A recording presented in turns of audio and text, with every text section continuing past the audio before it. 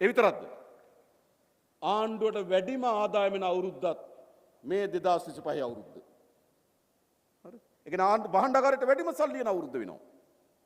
අපි සැලසුම හැදුවා දේශීය ආදායම් දෙපාර්තමේන්තුවට, අපි දේශීය ආදායම් දෙපාර්තමේන්තුවට මේ ජනවාරි පෙබරවාරි වල ඉලක්කයක් දුන්නා. දැන් මම බැලුවා ජනවාරි මාසේ පෙබරවාරි මාසේ දීපු ඉලක්කය, ඒ කියන්නේ අපි ලබා දුන්න ඉලක්කයට වඩා වැඩි ප්‍රමාණයකින් ආදායම උපයලා තිනවා දේශීය ආදායම් දෙපාර්තමේන්තුව. අපි බදු ගෙවන්න පොළඹවලා තියෙනවා. බදු ගෙවන මුදල් ආරක්ෂා කරනවා කියලා පෙන්නලා තියෙනවා. බදු ගෙවන අය වෙනද තමන් හොරකම් කරනවා, තමන්ගේ මුදල් නැති වෙනවා, තමන්ගේ මුදල් නාස්ති කරනවා කියලා බදු ගෙවන්නේ නැහැ. අද ක්‍රමානුකූලව පුරවැසියන් බදු ගෙවන්න පුරුදු වෙමින් තිබෙනවා. අපි මේ බදු ගෙවන හැම කෙනෙකුම කියනවා ඔබ බදු ගෙවීම පිළිබඳ ස්තුතිවන්ත වගේම ඔබ ගෙවන හැම බදු මුදලක්ම සෑම රුපියලක්ම අපි පරිස්සම් කරලා පෙරලා රට ජනතාවටත් ඒකෙන් වැඩ කරනවා. බදු ගෙවන්න. එහෙමයි රටක් හදන්නේ. ඉතින් රට ඉතාමත් ශීඝ්‍රගාමී වැදගත් පියවර ගණනාවකට අවතීර්ණ වෙලා තියෙනවා. කොහෙද මේ ආණ්ඩුව හදලා තියෙන්නේ මාසෙහි? දැන් මේ රටේ ජනතාව විවිධ අවස්ථාවල ආණ්ඩුව හැදුවනේ. මාසෙහිකින් මෙහෙම ආණ්ඩුවක් ලංකා ඉතිහාසෙ මැදිලා නෑ, මතක තබා ගන්න. ඒ විතරක්ද? අද කිසිදු පුරවැසියෙකුට ඇඟිල්ල දික් කරලා කියන්න පුළුවන්ද ආණ්ඩුවේ දේශපාලන අධිකාරියෝ හොරකම් කරනවා කියලා? අවුරුදු 70කට පස්සේ ආණ්ඩුවක් හැදුනා. මහජනයාගේ මුදල් රුපියලක් 7ක් හොරකම් කරන්නේ නැති ආණ්ඩුවක්. ඒක තමයි මේ ජාතික ජනබලවේගයේ ආණ්ඩුව. දැන් මොකද වෙලා තියෙන්නේ? මේ ටික හරියට මෙලාගෙන සැලසුම් කරලා ඉදිරියට අපි යනවා. ඒතර මොකද වෙන්නේ? විරුද්ධ දේශපාලන ව්‍යාපාර වල තමන්ගේ දේශපාලන අනාගතේම අවසන් වෙනවා, මතක තබා ගන්න. දැන් මොකද වෙලා තියෙන්නේ? ඒ නිසා මාධ්‍ය සාකච්ඡා වෙන මොකවත් නැහැ. හොඳයි. හවස 7 ප්‍රවෘත්ති බලනකොට අඬනවා. පේන්නේ නැද්ද? නේද? වැඩිපුරම තියෙන මොකද්ද? අඳෝනාව. මම වෙලාවක හිතුවා මාධ්‍ය ඉස්සරහා ඔච්චර අඬනවා නම් ගෙදර කොච්චර අඬනවද කියලා. හරි අඳෝනාවක් නේද තියෙන්නේ? ඇයි ඒ අඳෝනාව තියෙන්නේ? ඒගොල්ලෝ දන්නවා වැඩේ පීල්ලේ හරියට යනවා. මතක තියාගන්න. කිසි වැරද්දක් කරගෙන නැහැ. ඒගොල්ලෝ හිතුවා අපි ආණ්ඩුව ගත්තාම මොකද ඒගොල්ලෝ කිව්වේ? ජාත්‍යන්තර සබතකම් නැතුව ඒ කිව්වා. හැබැයි අපි ආණ්ඩුව කරගෙන ඉතා කෙටි කාලෙකින් ඉන්දියාව අගමැතිතුමා ලංකාවට එනවා. මේ 4 5 6. කවදාවත් එහෙම ඇවිල්ලා නැහැ. අපි මහා ඡන්දය අවසන් වුවාම අපිට ආරාධනාවක් ආව ඉන්දියාවෙන් සහ චීනයෙන්. දැන් අපිට ආරාධනාවක් කියලා තියෙන වියට්නාමයෙන්, අපිට ආරාධනාවක් කියලා තියෙන ජපානයෙන්. එහෙමනේ අපි. ඊටම ශක්තිමත් ජාත්‍යන්තර සබතාවයන් අපි ශක්තිමත් කරමින් තියෙනවා. එහෙම රටක් ඉස්සරහට යමින් තියෙනවා. ඒගොල්ලෝ හිතුවා අපි ජාත්‍යන්තර සබතාවයන් නැතු වෙයි. එහෙමනේ කිව්වේ. හැබැයි අපි ශක්තිමත්ව ජාත්‍යන්තර සබතාවයන් හදාගෙන තියෙනවා. අපි රටක් ජනතාවක් උගසට තබලා පාවා දෙන්නේ නැතුව අපිට කෙලින් ගනුදෙනු කරන්න පුළුවන් විදිහට ශක්තිමත් බවට පත් කරන් තියෙනවා අපේ සබතාවයන්. ඒගොල්ලෝ හිතුවා අපි එතනින් වරද්දාගන්නේ කියලා. ඊළඟ හිතුවා ආයෝජන එන්නේ නැති වෙයි කියලා. ආයෝජක එන්න විශාල ප්‍රමාණයක අපි දැන් සැලසුම් කරලා තිබෙනවා. විශාල ප්‍රමාණයක ඉල්ලුම් පත්‍ර ඇවිල්ලා තියෙනවා. ඊට හොඳින් සමාලෝචනය කරමින් අපේ කණ්ඩායම. ඒගොල්ලෝ හිතුවා ආයෝජකයෝ දාලා යයි කියලා.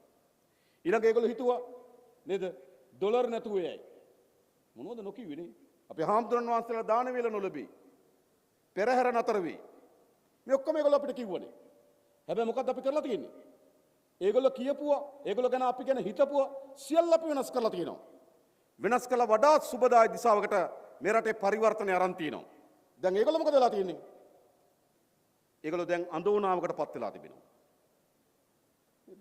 මාධ්‍ය සාකච්ඡා නේද? එක්කෙනෙක් ගෙදර, තව කෙනෙක් කාර්යාලේ, තව කෙනෙක් පාරේ නේද බලන්නකො. මොකද වෙලා තියෙන්නේ? ඒ මාධ්‍ය වලින් දෙන හඬක් කරනකොට තිස්සේ ඉන්න මම ජයසිරි මහත්තයාගෙන් අහුවනේ. ඉන්නවද? නැහැ. ගමේ නැහැ මීඩියා 7ට ප්‍රවෘත්ති වල ඉන්න කට්ටිය. ඉන්නවද ගමේ? ගමේ රැස්වීමක් තිබ්බද?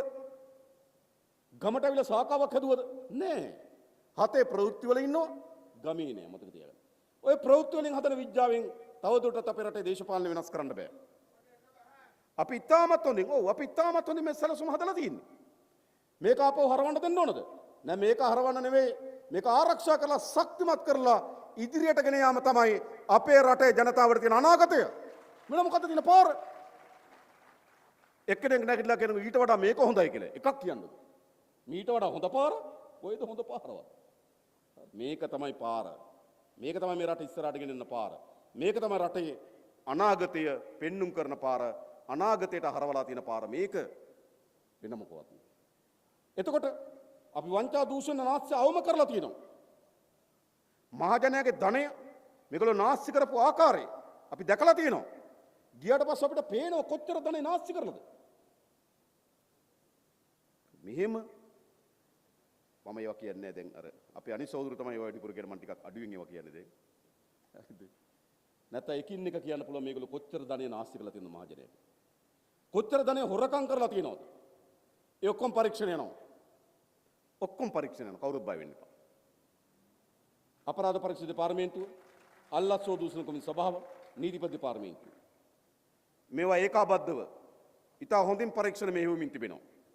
අපිට තියෙන මොකද්ද?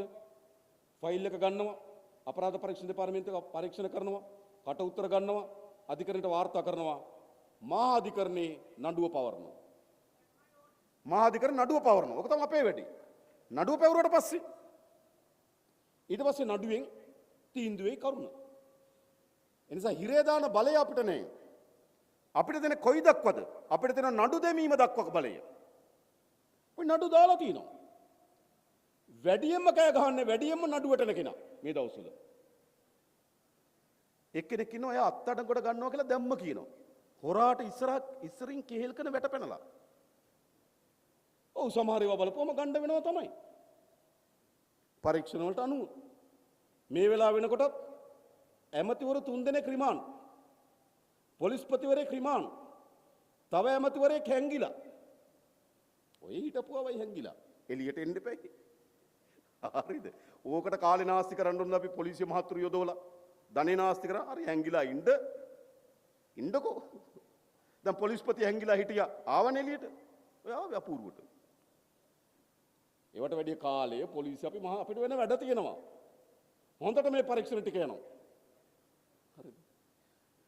ඉතාමත් හොඳින් මහා අධිකරණේ දාන නඩුව පරදින්නේ නැති වෙන ආකාරයෙන් සාක්ෂි එකතු කරලා ගොනු කරලා දාන නඩුව. ඉතා ඉක්මනින් වැටේ. කතරගම ගෙදර නඩුව.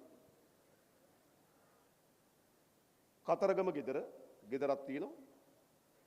ඒ ගෙදර කවුරුවත් පදිංචි වෙලා හිටියේ නැහැ. ඒ ගෙදර බිත්තියයිනේ ලයිට් බිලක් ගහලා තිබ්බා. මම දන්න විදිහට පාරේ යන කෙනෙක්ගේ ලයිට් බිල අරගෙන ගියා.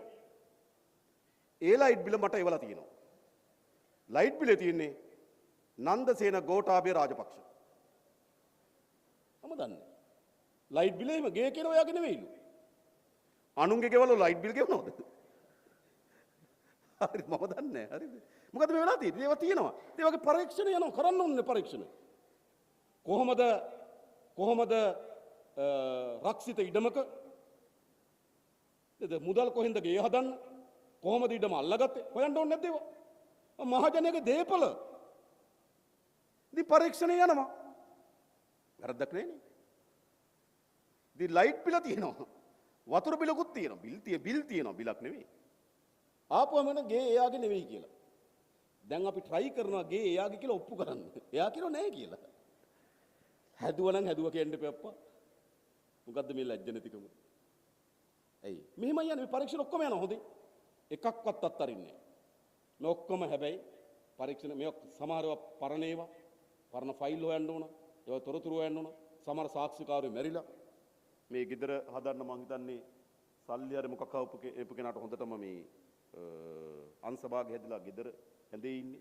මම දන්නවා කෙනෙක්. එයා සාක්ෂිකරුවෙක්. එයා ගේන්න විදියක් නැහැ. හරිද?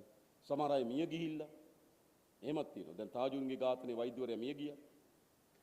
සාක්ෂි වසන් කරපු ඩීఐජි මහත්තයත් මිය ගියා.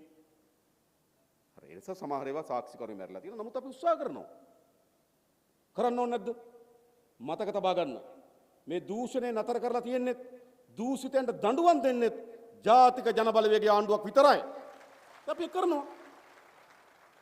ඒ නිසා ඊළඟ අපි මේ අවුරුද්දේ වෙන් කරලා තියෙන බිලියන 1400ක් ප්‍රාග්ධන වියදම් පාරවල් හදන්න, වැව්වමුණු හදන්න, පාලම් හදන්න, ගොඩනැගිලි හදන්න බිලියන 1400ක් වෙන් කරලා තියෙනවා. දැන් අපේ තියෙන අභියෝගය මොකද්ද? මේ බිලියන 1400 වියදම් කරන්නේ කොහොමද? මං ගියා යාපනයේට. ගියපෙලා පළාත් මාර්ග අධ්‍යක්ෂතුමා කිව්වා යාපනයේ පාරවල් උතුරේ පාරවල් කැඩිලා තියෙන්නේ සල්ලි ඕන කිව්වා. මම කොච්චර ඕනද කියලා. එතුමා කිව්වා කෝටි 500ක් ඕන කිව්වා. අපි අයවැලේ කෙනෙක් කෝටි 500 වෙන් කරා. දැන් එතුමාගේ වැඩේ තමයි මේ දෙසැම්බර් මාස 31 වෙනිදාට කලින් කෝටි 500න් වැඩ කරන එක. අභියෝගයක් තියෙනවා සල්ලි තියනවා වැඩ කරන්න පුළුවන්ද? අනුරාධපුරයට ගියා රාජාංගනේ හුරුළුවැව නාච්චාදුව පරණ වැව් මාරු මාර්ග ඇලවේලි කඩා වැටලා තියෙන හදන්න සල්ලි ඕනක. මම කොච්චරක් ඕනද? කෝටි 300ක් ඕන කිව්වා. කෝටි 300ක් විදිහ කරා. පස්සේ භාණ්ඩාගාරයට කියලා තියෙන කෝටි 300 වැඩි නේද? එච්චර අපිට මේ අවුරුදු වැඩ කරගන්න බැරි වෙයි කියලා. එච්චරයි. සල්ලි දීලා තින්නේ. අපි විශාල ජල ව්‍යාපෘති වලට පාලම් හදන්න, පාරවල් හදන්න, බෝක්කු හදන්න, රජයේ අත්‍යවශ්‍ය ගොඩනැගිලි හදන්න, බාගෙට ස්පිරිතාල වල ගොඩනැගිලි තිබුණා නම් ඒ බාගෙට හදලා තියෙන ඉවර කරන්න මේ ඔක්කොටම සල්ලි වෙන් කරලා තියෙනවා. හැබැයි දැන් අභියෝගය මොකද්ද? මේ මාස 8 ඇතුළත මේ සල්ලි ටික වියදම් කරන්න ඕන. මම පහුගියදා සියලුම දිස්ත්‍රික් ලේකම්වරු කැඳෙව්වා. හම්බන්තොට දිසාපතිතුමා ඇතුළු සියලු දිසාපතිවරු කැඳවලා කිව්වා ඔබතුමාලාට දිස්ත්‍රික්කයට එන සල්ලි ගන්න අපි කියන්න. වාරි මාර්ග සඳහා මෙච්චර එනවා, මහා මාර්ග සඳහා මෙච්චර එනවා, කුඩා මාර්ග සඳහා මෙච්චර එනවා. හැබැයි ඔබතුමාලා මේ අවුරුද්ද ඇතුළත ඒ සල්ලි වියදම් කළා පාර හදන්න. හැදුවේ නැත්තම් දෙසැම්බර් මාසේ 31 වෙනිදා ඔක්කොම සල්ලි ටික ආපහු භාණ්ඩාගාරයට එනවා. දැන් අභියෝගය මොකක්ද? දැන් අභියෝගය මේ බිලියන 1400ක්. රුපියල් කෝටියේ 1,40,000ක්. ලංකාවේ වැඩිම ප්‍රාග්ධන වියදම රුපියල් කෝටියේ 1,40,000ක් වෙන් කරලා තියෙනවා. වියදම් කරන්න. හැබැයි අපිට සැකයක් තියෙන අපේ මේ යාන්ත්‍රණය ප්‍රමාණවත් වෙයිද මේ වැඩ ටික කරන්න? වෙන් කරපු සල්ලි වලට පාර හදන්න ඕන. වෙන් කරපු සල්ලි වලට පාලම හදන්න ඕන. වෙන් කරපු සල්ලි වලට ඇලවේලි ටික හදන්න ඕන. වෙන් කරලා තියෙන්නේ. ඉතින් අපි උපරිම අමාත්‍යංශ ලේකම්වරු ඔක්කොම කැඳෙව්වා. කැඳවලා හැම අමාත්‍යංශයක්ම වෙන් කරපු සල්ලි ටික අදාළ වැඩ ටික මේ අවුරුද්දේ කරන්න ඕන. එහෙම නැතුව දෙසැම්බර් මාසේ කිට්ටු වෙනකොට මේස පුටු ගන්න, කොම්පියුටර් ගන්න එන්න එපා කිව්වා. පාරවල් හදන්න සල්ලි වෙන් කරේ පාරවල් හදන්න. ඉතින් වැඩ කරන්න සල්ලි වෙන් කරලා තියෙනවා. දැන් අභියෝගය මොකද්ද?